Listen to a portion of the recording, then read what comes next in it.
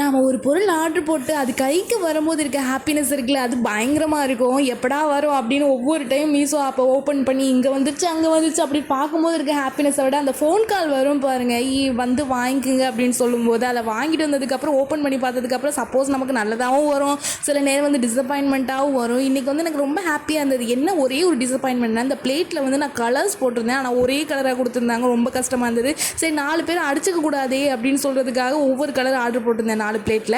ஆனால் வந்து எனக்கு வந்தது என்னமோ ஒரே கலராக வந்துச்சு. சரி ஓகே பரவாயில்ல, பசங்களுக்காக ஆசைப்பட்டு வாங்கினேன். இது ரொம்ப சீப் அண்ட் பெஸ்ட்டாக இருந்ததுனால ஆஃபரில் வாங்கினேன். ரொம்ப நல்லா இருந்தது. பிளேட் வந்து 256 என்னமோன்னு நினைக்கிறேன் ஆக்சுவலாக அந்த ரேட்டு. நான் பார்த்துட்டு நெக்ஸ்ட் வீடியோவில் வந்து உங்களுக்கு ரேட் என்னங்கிறது சொல்கிறேன். ரொம்ப கஷ்டமாக இருந்தது. சரி ஓகே நமக்கு பிடிச்ச பிளேட் வந்துருச்சுல, அந்த ஹாப்பினஸோ அது பரவாயில்ல அப்படின்னு சொல்லிட்டு ரொம்ப ஹாப்பியாக அந்த பிளேட்டை பார்த்துட்டே இருந்தேன். அப்புறம் வந்து ரொம்ப நிறைய நியூஸ் கேள்விப்படும் போது ரொம்ப கஷ்டமாக இருக்குது. பெண் குழந்தைங்களை பெக்கலையே அப்படின்னு ஒரு வருத்தம் இருந்தாலும் நல்ல வேலை பெக்கலை அப்படிங்கிற ஒரு மனப்பாங்க வந்துருச்சு. நிஜமாலே சொல்கிறேன், பசங்களை பற்றிட்டு ரொம்ப சந்தோஷமாகவும் இருக்க முடியல.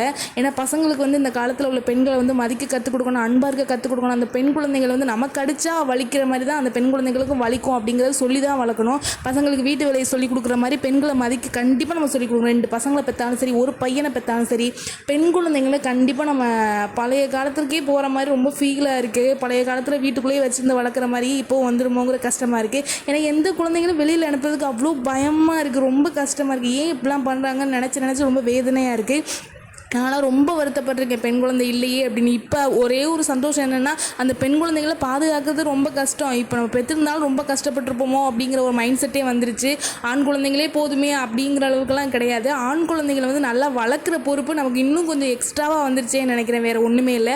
அப்புறம் வந்து மார்னிங் புட்டை வச்சு சாப்பிட்டுட்டு, எனக்கு இண்டக்ஷன் ஸ்டவ் தான் இருக்குது, எப்போ கேஸ் தீருங்கிறது தெரியாது. அதனால் ஓகே புட்டை மச்சா அவிச்சு சாப்பிட்டுட்டு அதுக்கப்புறம் ஈவினிங் ஒரு பார்சல் வந்துச்சு. எப்போவும் கிளாஸ் கண்டெய்னரில் தான் ஆயில் ஃபில் பண்ணிட்டு இருந்தேன். சரி ஓகே அது கொஞ்சம் பிசு பிசுன்னு ரொம்ப நாளாக அதை யூஸ் பண்ணிட்டு இருந்தாலும் சரி ஓகே ஆஃபர் போட்டிருக்காங்களா இப்போயாவது ஒன்று வாங்கலாம் அப்படின்னு சொல்லிட்டு தான் ஆஃபரில் 2 பாட்டில் 156க்கு வாங்கினேன். நிஜமாலே சூப்பராக இருந்தது. என்ன பிளாஸ்டிக், ஆனால் கொஞ்சம் கனமாக தான் இருந்தது.